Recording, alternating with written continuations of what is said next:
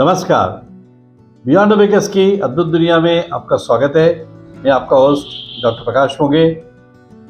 Beyond abacus में हम आपके लिए बहुत सारी टॉपिक्स पे वीडियोस लेके आए हैं और आगे सर्विसेज और कोर्सेज भी लेके आने वाले हैं। हमारी प्ले लिस्ट में आप देख सकते हैं कि एक वीडियो सीरीज़ है जिसका नाम है MCC मैथ कोर कॉन्सेप्ट्स। इसमें अरिथमेटिक, अलजेब्रा, ज्योमेट्री, रीजनिंग, इनसे रिलेटेड इनको बिल्टअप करते हुए सारे जो कॉन्सेप्ट्स हैं उनके ऊपर वीडियोस हैं। दूसरी एक सीरीज़ है SST सपोर्ट स्ट्रक्चर टॉपिक्स, जिसमें आप बहुत सारे ऐसे टॉपिक देखेंगे एजुकेशनल साइकोलॉजी के जो आपकी लर्निंग को एनहेंस करने में मदद करेंगे। मल्टीपल इंटेलिजेंसेस पे हैं। इस तरह काफ़ी सारे टॉपिक्स हैं जो कि आपको एक मैथ सीखने में सपोर्ट सिस्टम प्रोवाइड करते हैं। तीसरी सीरीज़ है GIM या गारंटीड इम्प्रूवमेंट इन मैथ्स। इसको जब आप देखेंगे तो आप पाएंगे कि जनरली बच्चे मैथ्स क्यों वीक हो जाता है या क्या वजह होती है कि मैथ्स वीक हो जाता है, बच्चों को मैथ्स से बहुत डर लगता है और आप उसको कैसे अवॉइड कर सकते हैं। उस सीरीज़ में आपको ओरिएंटेशन आएगा। और साथ ही हमने करीब 250 रील्स बनाई है 30 सेकेंड्स की, माइक्रो टॉपिक्स की, मैथ्स की। उनको भी आप देखिए तो आपको एक अलग पर्सपेक्टिव देंगे मैथ्स का। और सारी की सारी जानकारी हिंदी में है और हमने गणित को पॉपुलर करने के लिए गणित ज़्यादा से ज़्यादा लोगों तक पहुँचे और उनको ईजी लगे, इस दृष्टि से हमने इसको बनाया है। उसको देखिए। और ये वर्तमान सीरीज़ जो वीडियो आप देख रहे हैं जिसका नाम है हॉट्स या हायर ऑर्डर थिंकिंग स्किल्स, ये भी एक बहुत महत्वपूर्ण वीडियो सीरीज़ है। और नीचे आप डिस्क्रिप्शन में देखिए जहाँ मैंने एक वीडियो स्पेशली इसलिए बनाया है कि व्हाट इज़ हॉट्स, उसका क्या इम्पोर्टेंस है और न्यू एजुकेशन पॉलिसी और जो यूनेस्को रिजोल्यूशंस हैं, सस्टेनेबल डेवलपमेंट गोल्स हैं, ये सब कुल मिला के हॉट्स को कैसे प्रमोट करते हैं या कैसे आपसे एक्सपेक्ट करते हैं, उसको देखिए। आज हम देखेंगे कंप्यूटेशनल थिंकिंग स्किल 2, जिसका हम कंप्यूटेशनल थिंकिंग 1 आप नीचे लिंक में देख सकते हैं और ये उसी की कंटिन्यूटी है। ये पूरी की पूरी सीरीज जो है ये बिल्कुल पूरा प्रोजेक्ट, बल्कि बियॉन्ड अबेकस का पूरा जो प्रोजेक्ट है, इस पूरे प्रोजेक्ट में आपको बिल्कुल सारी बातें नॉन टेक्निकल लैंग्वेज में समझाई जाएंगी, बहुत ही ईजी बना के समझाई जाएंगी, हिंदी में समझाई जाएंगी और डेली लाइफ के एग्जाम्पल्स लेके आपको बताई जाएगी। और इसमें आपको सारे कंसेप्ट किए जाएंगे जो आपको लर्निंग में मदद करेंगे। तो चलिए देखते हैं आज हमारे पास कंप्यूटेशनल थिंकिंग 2 में क्या है।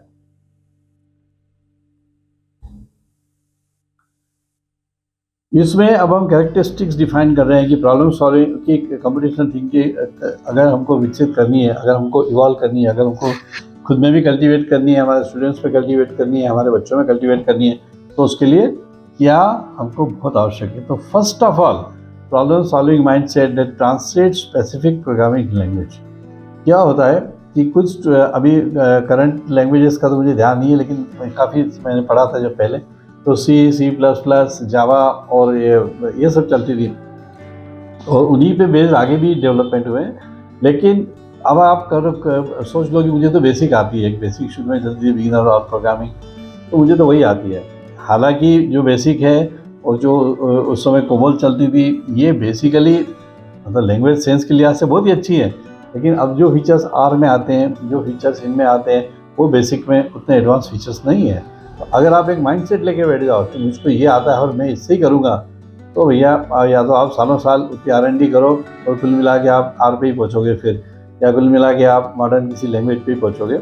लेकिन आप किसी चीज़ को अगर लेके बैठ जाओगे मैं इससे ही करूँगा, तो आपको बिल्कुल भी नहीं चलने वाला है। कुछ पार्ट ऐसा हो सकता है कि आपको किसी डेटाबेस वाले की ज़रूरत पड़े, RDBSM की ज़रूरत पड़े, आपको हो सकता है किसी और एडवांस प्रोग्रामिंग की ज़रूरत पड़े, तो you need to be very very open to all this things. Similarly data driven decision making, that is your decision should be data driven instead of emotion और sentiment driven. Automation and efficacy, ये बहुत ही आवश्यक है। Automation मतलब क्या होता है, आप जितने कार्य हो सकते हैं उसको आप ऑटोमेट करते जाइए। फॉर एग्जांपल जैसे आपने बहुत सारी वीडियो एक साथ बना ली है, अब आप उसको ऑटोमेट कर दीजिए। जब आपका यूट्यूब आपको अलाउ करता है, जब आपका ब्लॉग पोस्ट आपको अलाउ करता है कि आप उसको शेड्यूल कर सकते हैं, तो शेड्यूल कर दीजिए। वो अपने आप 100 वीडियो बना के 100 वीडियो शेड्यूल कर दीजिए, वो अपने आप एक दिन एक वीडियो के टाइम पे देते जाएगा। तो आप जितना ऑटोमेशन करेंगे, या ऑटो रिस्पॉन्डर जैसे होते हैं, आपने व्हाट्सएप पे भी हम देखते हैं, सब जगह देखते हैं ऑटो रिस्पॉन्डर होते हैं कि आप कुछ भी भेजो एक टाइप मैसेज आपको आ जाएगा। तो this is an efficacy. Efficacy means love for efficiency, कि आपको एक स्विफ्टली काम करने की आदत होनी चाहिए, एफिशिएंटली काम करना है आपके, it should become your second nature.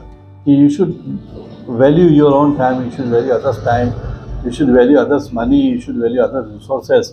ये नहीं कि हमको कोई अच्छे लोग मिल गए हैं, अच्छे एम्प्लॉयज़ मिल गए हैं तो 8 बजे का टाइम है तो 12 बजे तक काम करा रहे हैं, या वो किसी कारण से कंपल्शन में नहीं बोल पा रहे हैं तो उनको मिसयूज़ कर रहे हैं। तो all this things are not proper. If you want happy organization then you have to be happy and you need to keep people happy, then only they will have creativity and then उसी के बाद वो creative mind से सोचेंगे, उसी के बाद में आपको खुद की कंपनी को अपना समझ के सोचेंगे।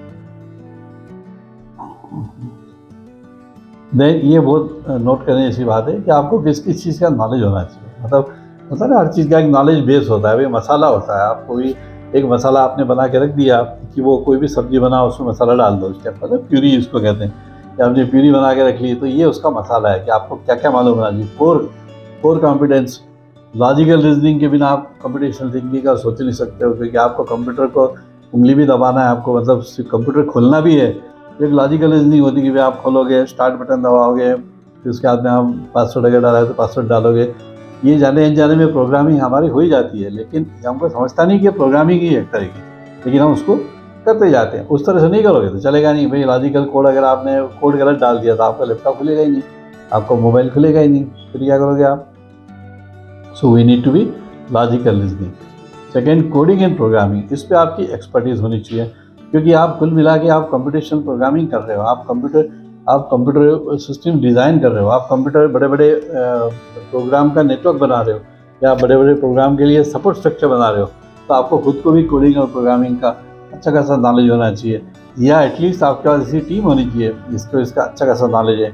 वही आप कंप्यूटेशनल थिंकिंग को प्रमोट कर सकते हो या कंप्यूटेशनल थिंकिंग को अप्लाई कर सकते हो। पैरेललाइजेशन एंड स्केलेबिलिटी, ये इसका मतलब ये होता है, पैरेललाइजेशन का मतलब ये होता है, एक थिंकिंग होती है सिक्वेंशियल थिंकिंग, कि मैं ऐसे ऐसे चलूँगा कि पहले ये तो हो जाए, फिर ये हो जाएगा, फिर ये तो हो जाए, फिर ये हो जाएगा। तो जब तक ये स्टेज पूरी नहीं होगी आप ये शुरू नहीं करोगे। ये बिल्कुल नहीं चलता है, आपको ज़िंदगी में सब पैरेलल चलता है। जैसे मान लीजिए मैं वीडियो बना रहा हूँ, अब मैं सोचूंगा कि मैं वीडियो भी बनाऊंगा, एडिटिंग भी करूंगा, सब एक साथ करूंगा। तो ऐसा नहीं, आप अगर टीम बनाते हैं तो आप एक वीडियो बना रहे हैं, आपका पैरेलल कोई कंटेंट उसका एडिटिंग कर रहा है, पिछली वीडियो का कोई उसको पोस्ट कर रहा है या उसको एडिटिंग करके पोस्ट कर रहा है। So this is called parallel processing. आप पैरेलल जब तक नहीं जाएंगे, आप सारी एक्टिविटीज़ पैरेलल जब तक नहीं चलने देंगे, आपका डिसीजन मेकिंग जो है, ये डिसीजन मान लीजिए आपका डिसीजन करियर से रिलेटेड है, या आपके फाइनेंसेस से रिलेटेड है, या आपकी फैमिली से रिलेटेड है, या आपके और स्विच ओवर से रिलेटेड है कि आपको जगह छोड़ के जाना है कंट्री। तो ये 4 डिसीजन है। अब आप सोचोगे पहले मैं इसको डिसाइड करूँगा, फिर ऐसा नहीं, सब पैरेलल चलते हैं, सारे निगोशिएशन पैरेलल चलते हैं। सिमिलरली आपका जो प्रोग्राम है, बड़ा सा कॉम्प्लेक्स प्रोग्राम है जिसके लिए आप कंप्यूटेशनल थिंकिंग कर रहे हो, तो आप सारे फ्रंट पे पैरेलल सोचोगे। एंड स्केलेबिलिटी मीन्स जब भी आप काम करोगे, अगर आप इतना बड़ा काम कर रहे हो, जैसे हमने डिज़ाइन थिंकिंग में भी देखा था, तो ठीक है कि आपने एक प्रोटोटाइप बना लिया, आपने उसको टेस्ट कर लिया, इवैल्यूएट कर लिया, now you should scale up. मतलब अब आप इतना बड़ा अगर बनाओगे नहीं तो ना आपकी कंपनी टिकेगी, ना आपके एम्प्लॉय टिकेंगे, ना आपको कोई कस्टमर मिलेंगे, कुछ भी नहीं मिलेगा। आप स्केलेबल जब तक नहीं होंगे तब तक आपका प्रोग्राम जो है वो आपके लैपटॉप के लिए बना है ऐसा साबित होगा। अगर आप चाहते हो कि आपका प्रोग्राम समथिंग लाइक जैसे इंटरनेशनल एयरलाइंस के प्रोग्राम बनते हैं, या इवन एयरपोर्ट मैनेजमेंट के प्रोग्राम बनते हैं, या ट्रेन ट्रैफिकिंग मैनेजमेंट के प्रोग्राम बनते हैं, या आपका IRCTC के प्रोग्राम बनते हैं, या इलेक्शन कमीशन होता है, इतना बड़ा इलेक्शन होता है। तो अगर आप इस तरह के काम करना जा रहे हो तो इट शुड बी स्केलेबल। आप जो भी आइडिया बना रहे हो वो स्केलेबल होनी चाहिए, ये इसका तात्पर्य।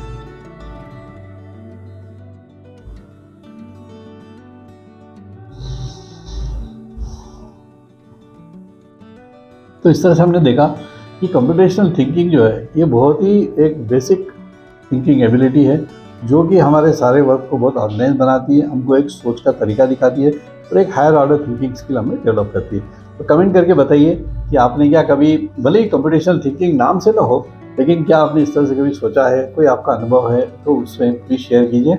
हमें आपके कमेंट्स पढ़ने में बहुत आनंद आता है, और अपने मित्रों को और परिचितों को भी इसको भेजिए कि आपने एक नई चीज़ सीखी है। साथ ही में अगर आप हमारे guaranteed improvement in maths avail करना चाहते हैं, अगर आपके रिलेशंस में, आपके भाई बहनों में, बच्चों में, टीचर्स, स्टूडेंट्स में और किसी परिचित में अगर कोई है जिसको मैथ्स में बहुत सीरियस प्रॉब्लम आ रही है, तो guaranteed improvements. I have got 40 years teaching experience and lot of clinical experience also to do diagnosis and treatment of acute maths problems. तो यू आर मोस्ट वेलकम. तो चलिए मिलते हैं अगली वीडियो में. तब तक के लिए नमस्कार.